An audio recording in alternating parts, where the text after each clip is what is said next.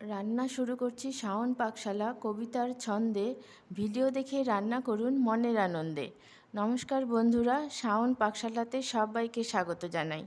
আজকে আমি বানাবো দই ইলিশ। তার জন্য আমি ইলিশ মাছ নিয়ে নিয়েছি 2 পিস।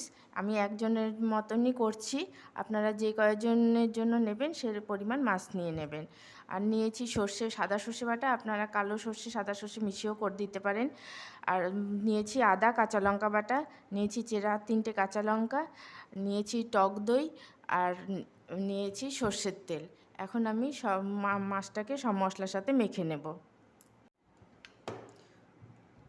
প্রথমে দিয়ে দিচ্ছি টক দই, দিয়ে দিচ্ছি সাদা সর্ষে বাটা,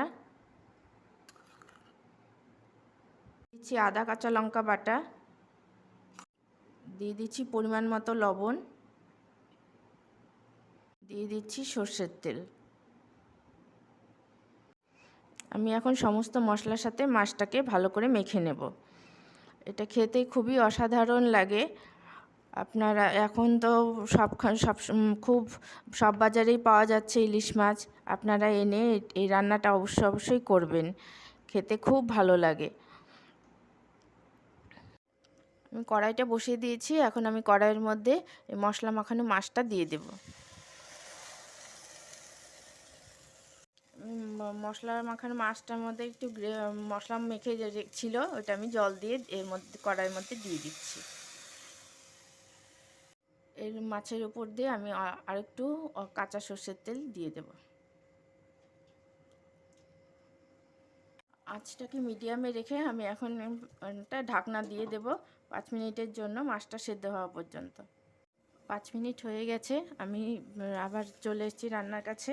ঢাকনাটা উঠিয়ে দেখি মাছটা সেদ্ধ হয়েছে কিনা। মাছ তো নরম মাছ, ইলিশ মাছ খুব তাড়াতাড়ি সেদ্ধ হয়ে যায়, ভালো মতো সেদ্ধ হয়ে গেছে। এখন আমি এটাকে শেষে আমি 2টো জিনিস দেব, দিয়ে নামিয়ে নেব।